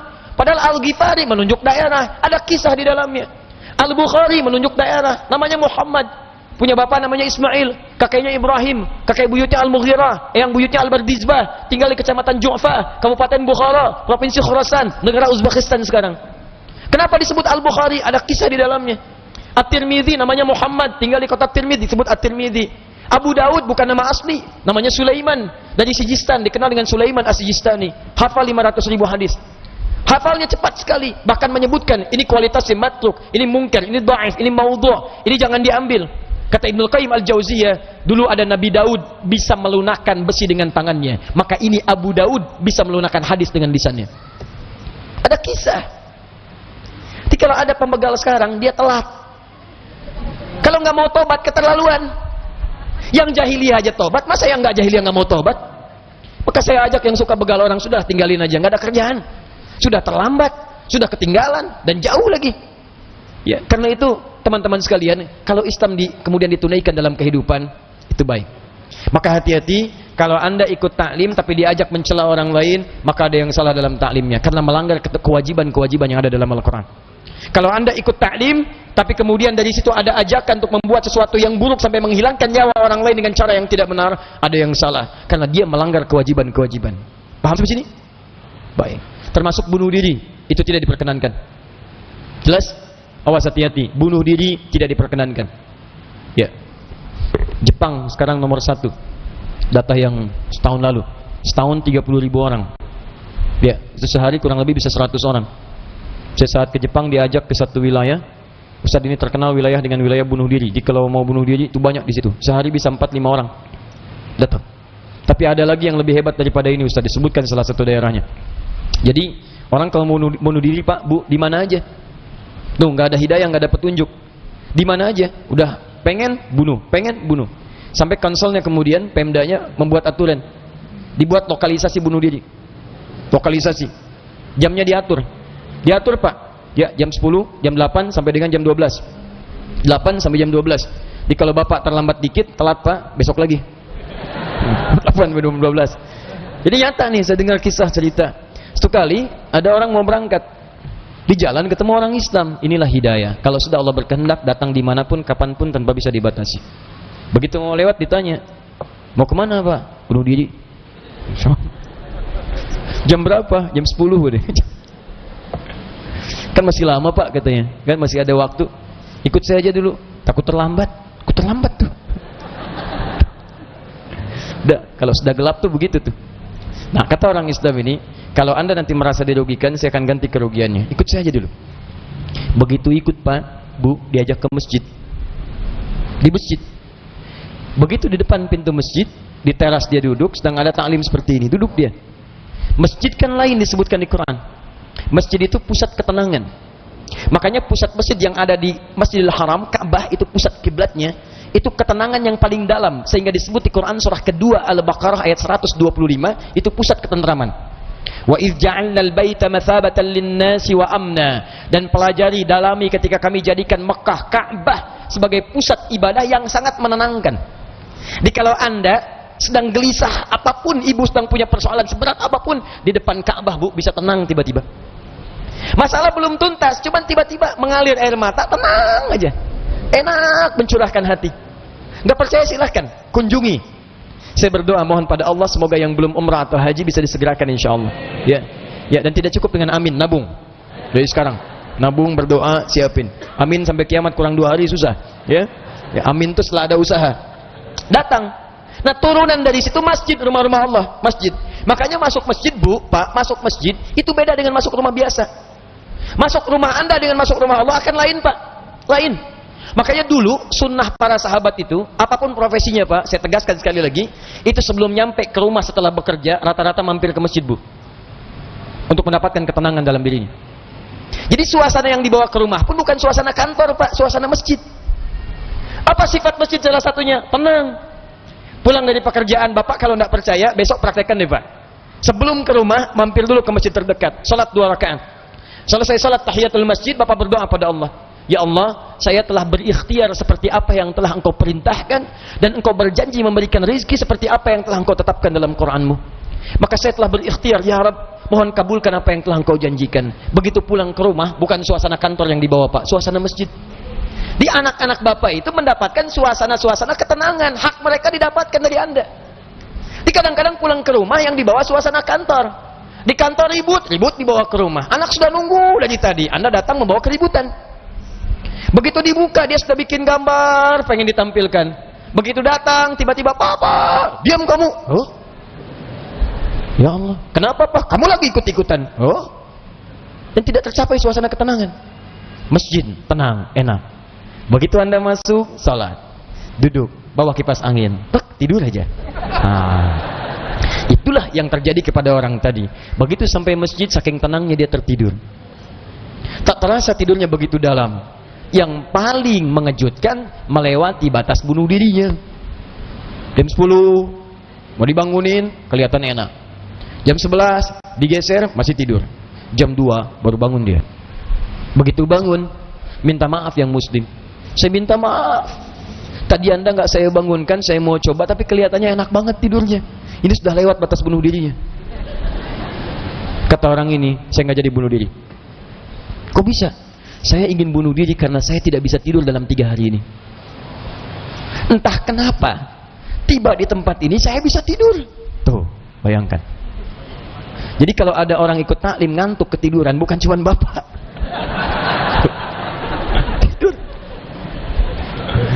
Tidur, masuk Islam dia akhirnya. Syahadu an la ilaha illallah, syahadu anna Muhammadar Rasulullah. Kisahnya mengembar, menginspirasi, dipanggil oleh kemudian konselnya, ditanya gini, akhirnya diberikan apresiasi. Mulai saat ini, Anda kami berikan sebuah tempat di samping lokalisasi bunuh diri tadi.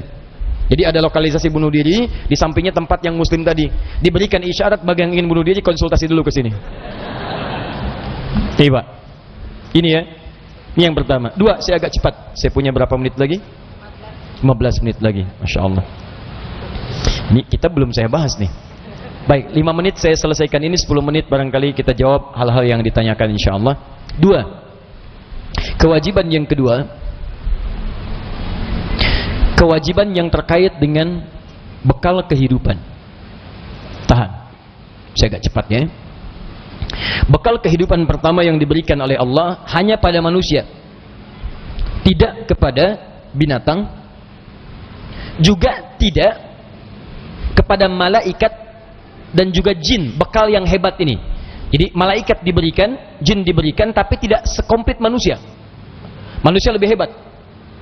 Karena itu ketika diuji kehebatan ini dan mengungguli malaikat, bahkan jin, semua malaikat dan jin diminta sujud hormat untuk menghormati sifat penciptaan Allah ini.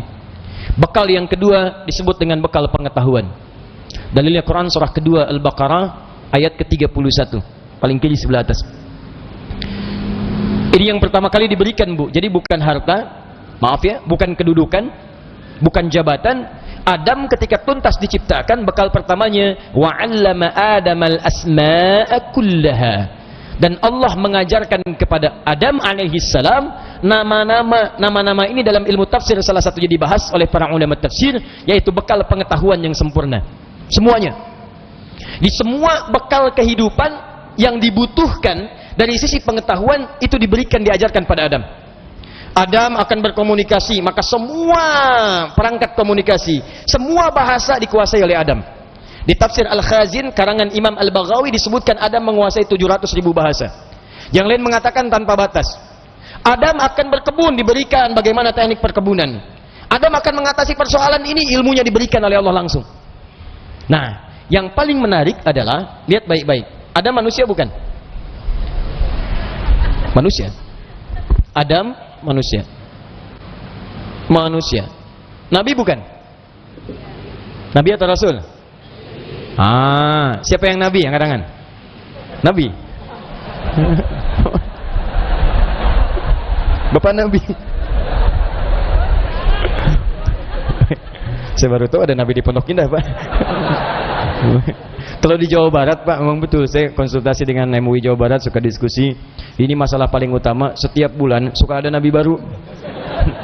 Saya nggak tahu kalau bulan ini di Pondok Indah. Nggak bercanda, Pak ya. Baik. Suka ada, Bu, Pak ya. Setiap bulan tuh. Sekarang udah agak mereda ya. Unik-unik di kita itu. Jadi kalau ada ngaku Nabi baru, kata Nabi sederhana, la nabiyya ba'di, nggak ada Nabi setelah saya. Dalam ilmu usul fikih, mafhum mukhalafahnya, ini prediksi dari Nabi, pemberitahuan bahwa akan ada orang ngaku Nabi setelah saya. Itu dikatakan, kalau ada yang ngaku nggak usah diikutin. La nabiyya, la, jangan diikutin. Sudah, tolak aja. Dah, nggak ada. Ini masalah kita ini bukan karena ngaku Nabi barunya. Masalah kita setiap ada Nabi baru selalu ada pengikutnya. Itu masalahnya. Ada penyakit cepat kaget, gampang kagum. Kaget, kagum, diikutin. Itu yang jadi persoalan. Dulu AM kan, pelatih bulu tangkis tuh, ngaku Nabi, tangkap, rogasi oleh polisi. Kenapa ngaku Nabi? Saya ke Bogor, Pak, dapat wahyu. Anda bayangkan, kita ke Bogor dapat talas, dia dapat wahyu. Datang balik. Terus gak mau kalah, Pak. Bandung, Pak, tukang cukur. Anda bayangkan, tukang cukur ngaku Nabi, tapi ada pengikutnya. Itu masalah. Jakarta nggak mau ketinggalan, ibu kota negara. Sana Nabi, sini malaikat. LA ngaku malaikat. Dulu minta izin sama gubernur dulu untuk mendaratkan malaikat Jibril di Monas tuh. Betul, tangkap polisi, hukum 2 tahun. Polisi kita luar biasa. Jangankan teroris, malaikat tangkap. Sini. Nih Adam. Jadi Adam Nabi bukan? Nabi, Rasul bukan? Siapa yang Rasul? Adam Nabi bukan Rasul. Bedanya apa? Kalau Nabi dapat risalah untuk dirinya sekitaran, tidak untuk umat. Kalau Rasul disampaikan pada umat. Kenapa Adam tidak diangkat jadi Rasul? Yang mana umatnya? Adam turun belum ada umat, makanya cuma Nabi bukan Rasul. Nah sekarang kita di sini, kita disebut dengan Bani Adam, anak cucunya Adam. Jadi kalau Adam itu manusia, kita manusia bukan? Manusia. Nah kita Nabi bukan? Bukan. Karena kita bukan Nabi, maka kita tidak punya sifat kenabian. Apa di antara sifat kenabian? Satu, maksum, dijaga dari kesalahan. Yang kedua adalah ta'limul ilmi, diajarkan langsung pengetahuan. Di semua Nabi itu mendapatkan langsung pengetahuan, diajarkan dari Allah. Nabi Muhammad gak pernah baca, gak pernah nulis. Siapa yang mengajarkan Al-Quran kepada beliau? Langsung turun dari Allah, diutus malaikat Jibril, diajarkan. Ikra, ma'ana bikari. Kita karena bukan Nabi, tidak diajarkan langsung oleh Allah. Kita tidak maksum, tidak terjaga dari salah. Tapi kita bisa menjaga diri kita dengan menunaikan ibadah. Kita tidak bisa diajarkan langsung oleh Allah pengetahuan, karena bukan Nabi. Tapi kita bisa menggali potensi pengetahuan. Karena sama-sama manusia, maka sifat manusia adalah mendapatkan bekal pengetahuan. Pak, kita ini makhluk pintar, gak ada yang bodoh. Jangan percaya kalau ada yang mengatakan anak bapak, anak ibu bodoh. Jangan percaya. Sudah dilakukan penelitian di Amerika, di Universitas California. Hasilnya apa? Semua manusia pintar. 90% cerdas. 90%. 5% jenius. Jadi kalau ada yang merasa jenius, jangan bangga dulu, cuma 5%. Tuh, 5% lagi telat. Telat itu bukan bodoh, tapi karena pengaruh bagian-bagian tertentu di lingkungannya belum teroptimalkan 2 potensi ini. Bahkan dia bisa memilih pengen cerdas atau pengen jenius. Einstein dulu disebut oleh guru sekolahnya dengan kalimat yang sangat kasar. Gak berani saya ungkapkan di masjid karena rumah Allah, kasar sekali. Keluar dia dari sekolahnya, menemukan kitabnya Avicenna, dibaca oleh beliau, yang dibaca kitab Al-Basair tentang kecepatan cahaya. Bagaimana malaikat turun dari langit ke bumi bolak-balik dengan kecepatan cahaya, diciptakan dari cahaya, turun sekian, dihitung oleh Ibnu Sina, ditemukan oleh Einstein, dipelajari. Beliau memilih pindah dari yang disebut telat, pindah kepada ini yang jenius.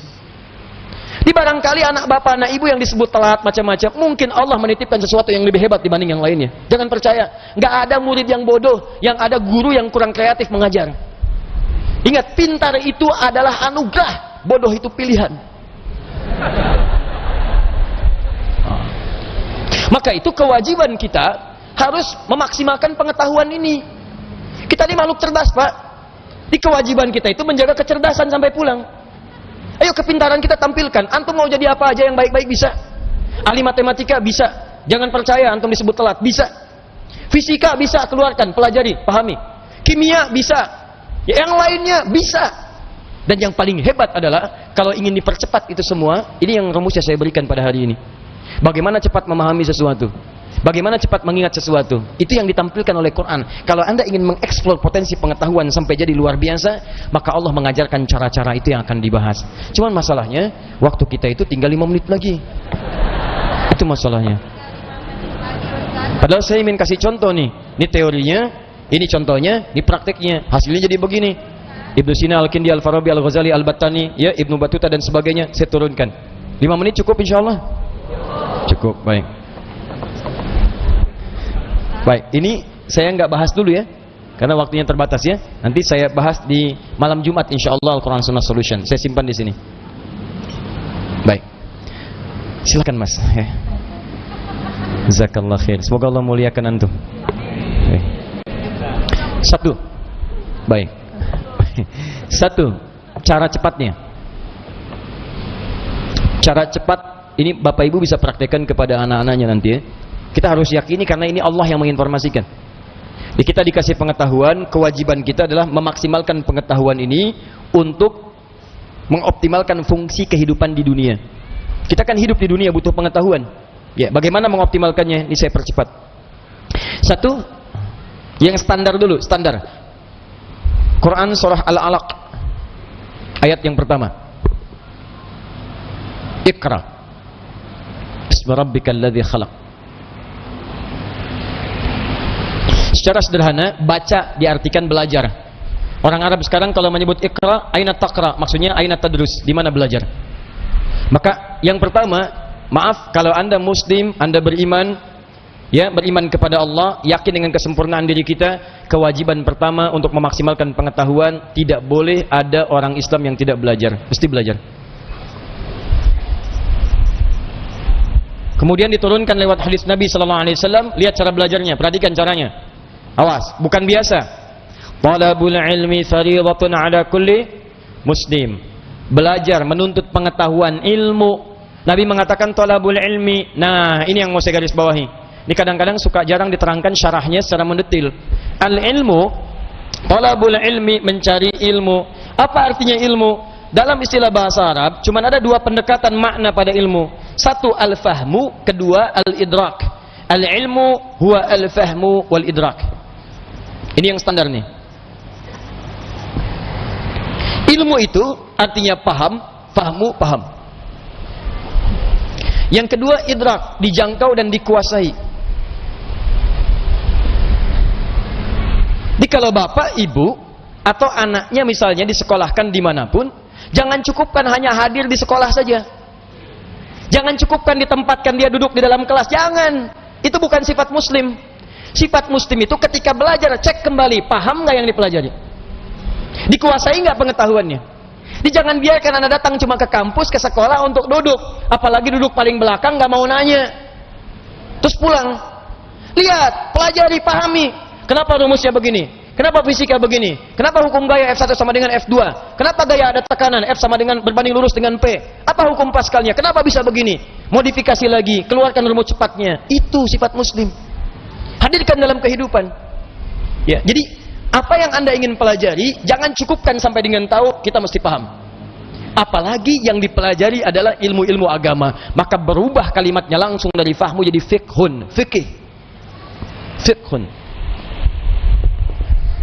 Kalau Anda ingin berusaha sampai paham, maka diawali dengan tak di depannya, tak tambah tak. Kalau semangat Anda berlipat, ingin benar-benar paham, berlipat semangatnya, tambahkan tasydid sebelum huruf akhirnya. Pakai kaf, tasydidkan. Maka dari fikih jadi tafaqqaha, ya tafaqqahu, tafaqquh. Muncul Quran surah ke-9 At-Taubah, ayat ke-122, paling kiri sebelah bawah di mushaf. Tafaqquh.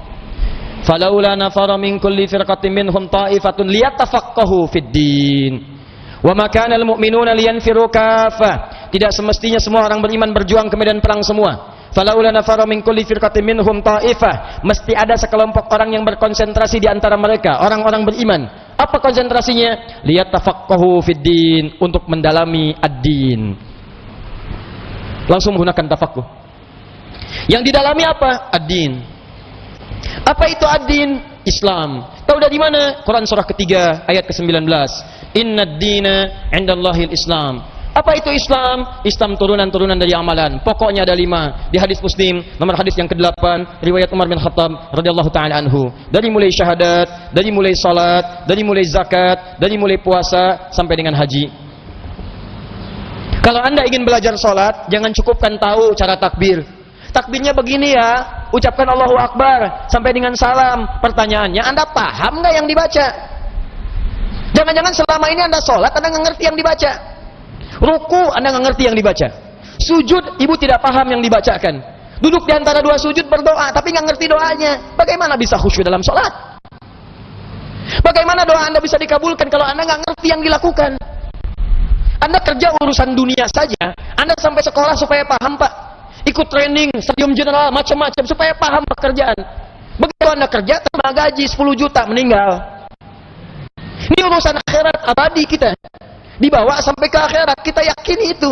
Masa urusan akhirat kita biasa-biasa aja? Tuh lihat Abu Bakar, sahabat Nabi, kurang apa lagi? Sahabat Nabi, dari awal, mertua Nabi, hidupnya dengan Nabi, hijrahnya mendampingi Nabi, wafatnya dikubur di samping Nabi. Saking pahamnya dengan sholat, takbir, Allahu Akbar, gemetaran tangannya. Ditanya kenapa? Saya mengatakan Allahu Akbar. Saya komitmen Allah yang paling besar. Tapi saya takut ketika mengucapkan itu saya pernah merasa besar dalam kehidupan. Sombong dari orang lain. Merasa besar kepala dalam pasangan. Merasa yang paling hebat dalam kehidupan. Atau yang paling khusyuk dalam sholat. Saya takut. Gemetaran, Pak. Saking pahamnya Allahu Akbar. Kita beda tipis tuh. Ke puncak subuh-subuh gemetaran juga. Ya kita mau sampai kapan sholat gak paham? Haji itu, dari sekian yang haji berangkat, paham nggak yang dikerjakan? Tawaf dibaca bolak-balik, ngerti nggak? Paham nggak bacaannya? Saya kadang-kadang suka merasa sedih deh kalau situasi tawaf itu. Kenapa sih travel tidak mengajarkan sesuatu yang maksimal? Ayo, Anda akan ditanya oleh Allah Subhanahu Wa Taala. Mereka tuh sudah jual kebunnya, ada jual tanahnya, ada jual pakaian-pakaian untuk datang ke sana. Mereka punya hak untuk berhaji dengan benar. Jangan bebani dengan sesuatu yang tidak ada maksimal gitu. Itu kan doa tawaf cuma 2. Doa tawaf itu 2, Pak. 1 dari Hajar Aswad ke makam Ibrahim.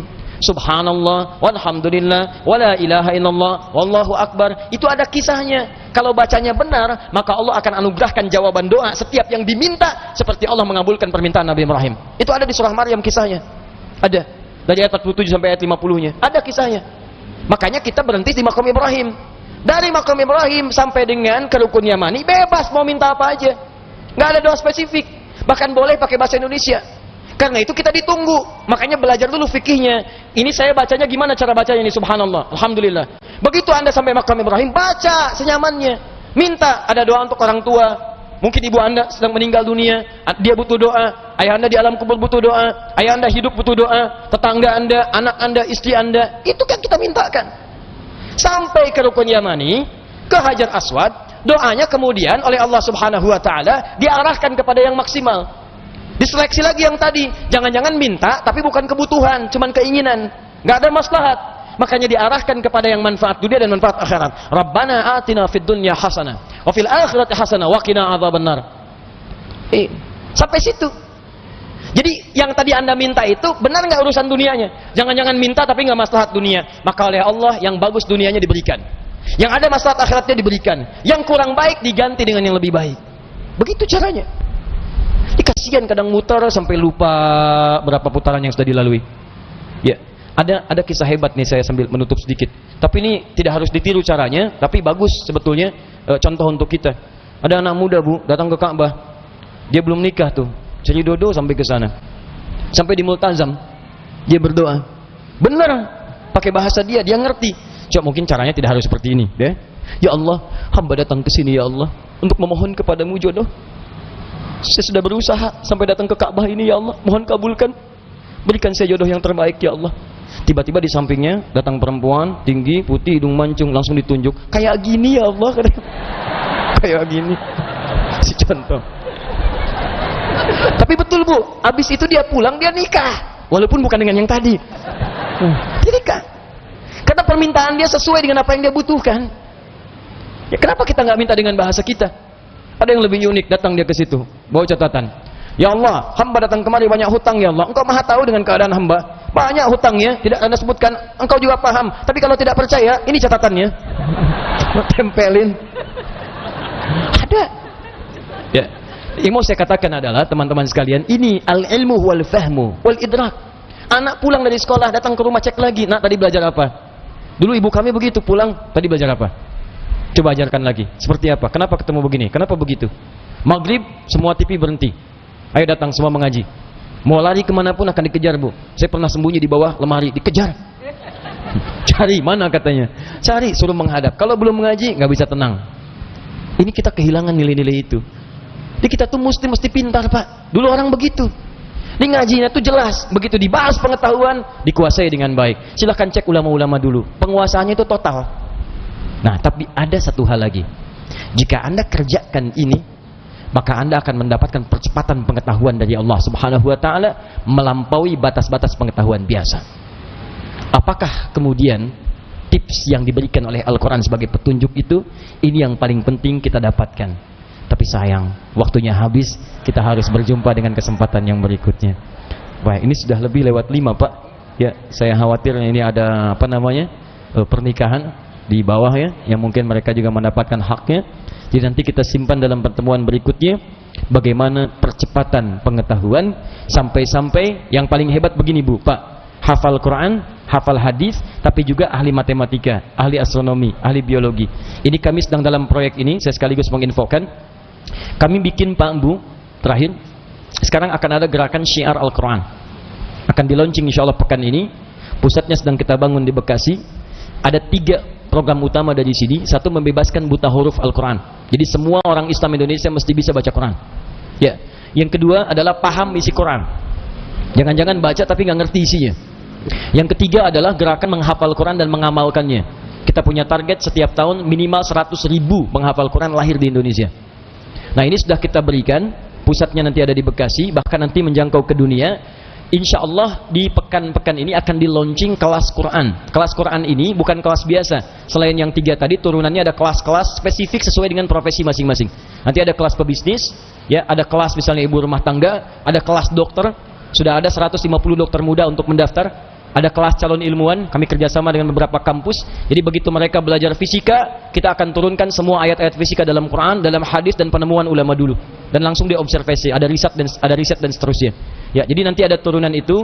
Kalau Anda ingin bergabung, silahkan kita sama-sama. Karena ini gerakan-gerakan umum seluruhnya, tidak ada hal-hal yang spesifik. Ini bukan gerakan profit, tapi gerakan untuk merubah diri sehingga lebih baik dalam pandangan Allah Subhanahu Wa Taala. Insya Allah targetnya, kalau kita mengamalkan isi Quran, akhlak kita baik, ilmu kita kemudian berkembang, diri kita mulia, minimal kita membantu diri kita dan membantu keluarga serta berkontribusi pada bangsa Indonesia yang kita cintai ini. Siap insya Allah? Baik, kita berdoa. Mudah-mudahan dengan doa yang kita panjatkan, semoga Allah mengabulkan apa yang kita mohonkan. Ada 3 cara berdoa. Pertama, cukup hamdalah. Kedua, doa kifaratul majlis kalau ada hal yang kurang berkenan. Dan ketiga, Nabi kadang berdoa sesuatu yang khusus, kemudian sahabat mengaminkan. Saya ingin gabungkan ketiganya dan mudah-mudahan Allah berikan rahmat lebih untuk kita semua. Alhamdulillahirabbil alamin, arrahmanir rahim, maliki yaumiddin, iyyaka na'budu wa iyyaka nasta'in, ihdinas siratal mustaqim, siratal ladzina an'amta 'alaihim ghairil maghdubi 'alaihim waladdallin. Allahumma ya rabbal alamin wa salli wa sallim wa barik ala habibikal karim rasulika al-mustafa al-amin sayyidina Muhammadin wa ala alihi wa sahbihi wa ummatihi ila yaumiddin. Rabbana la tada' lana fi maqamina hadha wa fi kulli maqamin dhanban illa ghafartah. Duhai Allah, kami bermohon kepadamu, jika ada yang hadir dalam pengajian ini pada pagi hari ini datang membawa lumuran dosa, jangan biarkan yang meninggalkan masjid ini kecuali Engkau telah ampuni segala dosa-dosanya. Wala hamman illa farajtah. Jika ada yang hadir dalam pengajian ini Allah di masjid ini datang membawa kegelisahan, maka mohon jangan biarkan dia meninggalkan masjid ini kecuali Engkau telah tenangkan keadaan jiwanya. Allahumma wala maridan illa syafaitah. Jika ada yang di antara kami datang ya Allah ke masjid ini tengah Engkau uji dengan penyakit atau keluarganya, kerabatnya, seberat apapun, maka mohon dengan keikhlasan amalnya angkat dan sembuhkan segala penyakitnya. Allahumma ya rabbal alamin taqabbal minna ya Allah kull amalina salihah. Ya Allah, jika memang sampai hari ini kami telah berbuat amal soleh, maka mohon terima amal soleh kami ya rabbal alamin. Allahumma tubna anka ya Allah, tubna ilaika min kullil ma'asi, dan kami bertobat kepadamu ya Allah dari segala maksiat yang pernah kami kerjakan. Allahumma ya Allah, idza kana hunalika baqiyatan min hayatina faj'al baqiyata hayatina ya Allah hayatan thayyibah. Ya Allah, jika memang dari hari ini masih ada harapan untuk hidup bagi kami, maka mohon jadikan sisa hidup kami sebagai kehidupan yang lebih baik dari sebelumnya. Wa idza kana al-yawma ya Allah akhir hayatina ya Rabb, faj'al akhir hayatina husnul khatimah. Namun kami mohon ya Allah, jika memang hari ini adalah hari kami untuk kembali kepadamu, berakhir kehidupan kami, maka mohon wafatkan kami dalam keadaan husnul khatimah. Allahumma qawwi lisanan laqula kalimatut tauhid la ilaha illallah.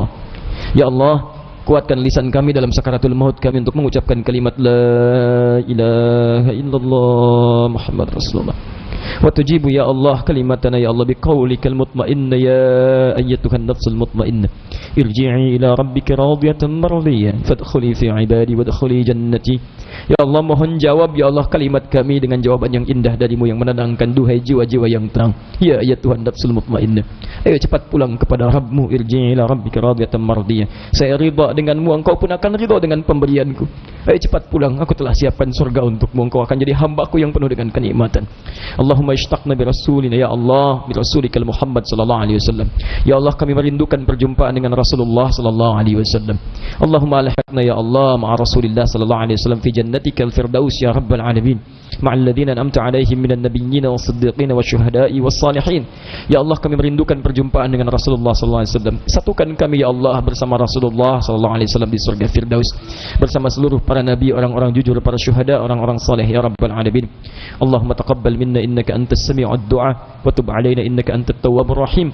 Allahumma arhamna ya Allah wa'fu 'anna waghfir lana dhunubana ya Allah kal aba wal ummahat.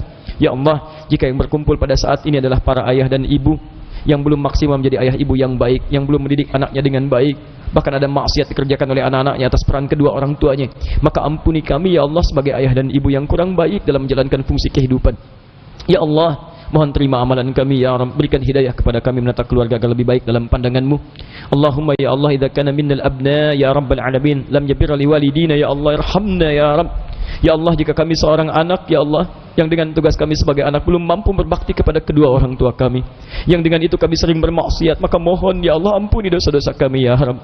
Berikan kami kekuatan untuk memberikan syafaat dengan izin-Mu kepada kedua orang tua kami ya Allah. Jadikan kami ahli Quran, hiasi akhlak kami dengan akhlak Al-Quran. Allahumma ya Allah ihfad umara'ana. Ya Allah, mohon jaga para pemimpin kami dan berikan hidayah agar mereka bersikap adil dalam keputusan-keputusan dan kedudukan mereka ya Rabbal alamin. Wahfad ulama'ana, dan mohon jaga para ulama kami ya Allah. Waj'alhum ya Allah mukhlashina fi amalihim, dan jadikan mereka orang-orang yang ikhlas dalam beramal karenamu ya Rabbal alamin.